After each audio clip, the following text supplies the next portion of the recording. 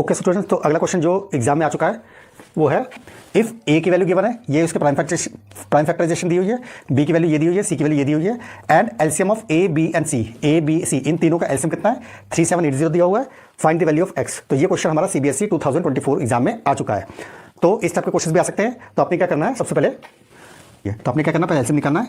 LCM किसका, ए comma B comma सी। अब बोलोगे सर एलसीएम तो ऑलरेडी गिवन है। यस, तो बेटा एलसीएम गिवन है, बट हमने इनको यूज करके एलसीएम निकालना है। तो एलसीएम निकालने के लिए वही रूल है जो पहले किया था हमने। पहले सारी स्पीशीज लिखो, सारे फैक्टर्स लिखो। यहाँ 2 है, 3 है और यहाँ पर 5 है और 7 है। तो सारे लिख देने, 2 भी है, 3 भी फैक्टर है हमारा, 5 भी है और 7 भी है। तो हमने क्या करना है, सारे के सारे फैक्टर्स लिख देने एक बार। क्लियर।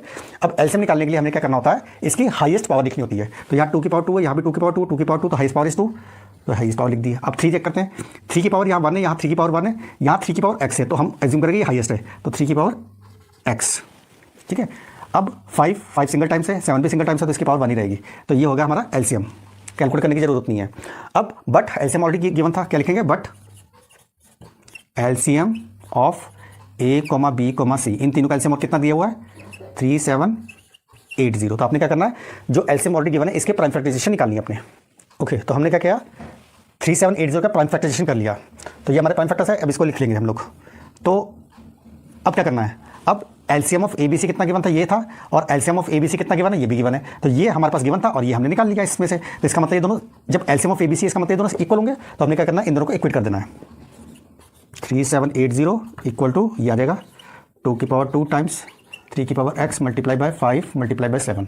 तो अब क्या करना है, इसके प्राइम फैक्टर्स हमने लिख देने हैं। तो यहाँ पर कितना है, 2 की पावर 2, 2 की पावर 2 टाइम्स 3 कितना है, 1 2 3 टाइम्स 3 है, तो 3 की power 3 times 5 into 7, 5 into 7 equal to के नीचे इक्वल टू, और यहाँ पर ये लिख देंगे 2 की पावर 2 टाइम्स 3 की power x times 5 multiply by 7। Clear. अब देखो यहाँ भी 2 की पावर 2 है, यहाँ भी 2 की पावर 2 है, तो कैंसिल आउट हो जाएगा। यहाँ भी सिंगल 5 है, यहाँ भी सिंगल 5 है, तो 5 से 5 कटिंग हो जाएगी। ये 7 था, ये भी 7 है, 7 की कटिंग हो जाएगी। तो अब जो बचेगा उसको साफ सुथरा लिख लेते हैं। तो यहाँ आ गया 3 की पावर 3 इक्वल टू के नीचे इक्वल टू, और यहाँ आया 3 की पावर x। तो अब लिखे ना ऑन कंपेयरिंग बोथ साइड्स। तो बेटा यहाँ पर थोड़ा सा ध्यान रखना, बहुत सारे बच्चे क्या करते हैं, इस 3 से 3 को कट कर देते हैं और x इक्वल टू 3 लिख देते हैं, जो कि गलत है, टेक्निकली गलत है। तो आपको क्या करना होता है, यहाँ पर लिखना होता है ऑन कंपेयरिंग बोथ साइड्स। तो दोनों साइड को कंपेयर करने से क्या होता है, x की वैल्यू की जगह क्या रखा 3, तो therefore x is equal to 3। और बोर्ड एग्जाम में जब भी आपका फाइनल आंसर आता है तो उसको हमेशा बॉक्स में बंद कर दिया करो, हाईलाइट कर दिया करो। इससे Thanks for watching our video.